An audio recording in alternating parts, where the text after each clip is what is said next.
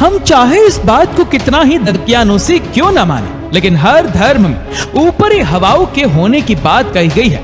हिंदू धर्म में इन्हें भूत प्रेत या आत्माओं का नाम दिया जाता है, ईसाई धर्म में स्पिरिट्स कहा जाता है और इस्लाम में जिन जिन्नात के अस्तित्व को स्वीकार किया गया है। सामान्य मान्यता के अनुसार अतृप्त इच्छाओं की वजह से व्यक्ति को मृत्यु पर्यंत भी शांति नहीं मिलती और उसकी आत्मा भटकती रहती है।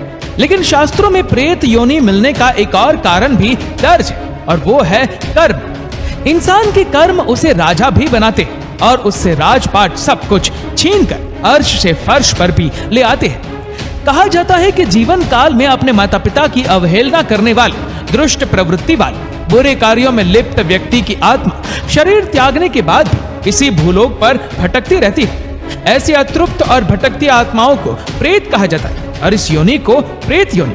आज हम आपको एक ऐसी कहानी सुनाने जा रहे हैं जो प्रेत योनि में पहुंची एक आत्मा से जुड़ी हुई है। श्रीमद् भागवत में दर्ज इस कहानी को सुनकर आपको समझ आ जाएगा कि कैसे कोई आत्मा प्रेत योनि में पहुंचती है और अगर वह उस योनि से मुक्ति चाहती है तो उसे क्या करना पड़ता है। कहानी कुछ इस प्रकार से है।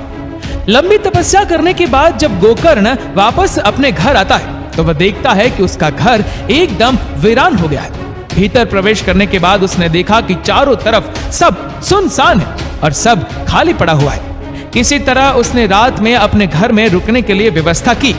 बस सो रहा था कि अचानक उसे अजीब आवाजें आने लगी, जैसे कोई जानवर तेजी से भाग रहा हो। उसे उल्लू और बिल्ली के रोने की आवाजें भी सुनाई देने लगी। गोकर्ण समझ गया कि उसके घर में कोई असंतुष्ट आत्मा मौजूद है।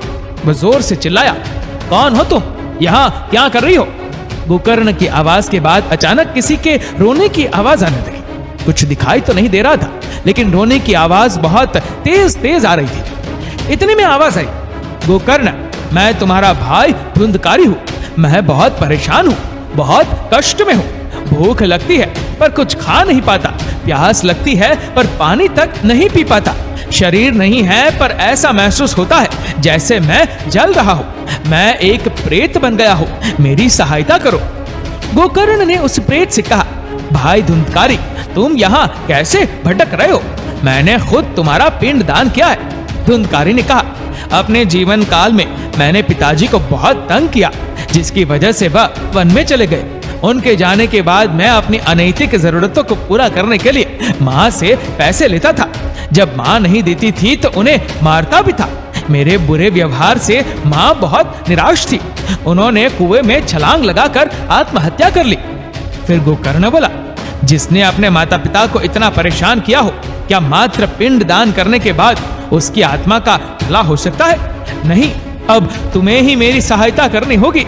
अपने भाई धुंधकारी को इस योनि से कैसे मुक्ति दिलवाई जा सकती है, इसके लिए गोकर्ण ने सूर्यदेव से सलाह ली। सूर्यदेव ने कहा कि धुंधकारी की आत्मा का कल्याण श्रीमद् भागवत या सिर्फ श्री कृष्ण की कथा सुनकर ही संभव है। सूर्यदेव की सलाह पर गोकर्ण ने गांव के सभी लोगों को इकट्ठा किया और श्रीमद् भागवत कथा का आयोजन किया। जिस स्थान पर श्रीमद् भागवत का पाठ किया जा रहा था, गोकर्ण ने वहां एक बांस भी लगवा दिया जिसमें धुंधकारी रहने लगा। बांस के भीतर रहकर धुंधकारी ने श्रीमद् भागवत कथा का श्रवण किया और अपने बुरे कर्मों की वजह से जिस प्रेत योनि में वो अटक गया था उससे मुक्ति पाई।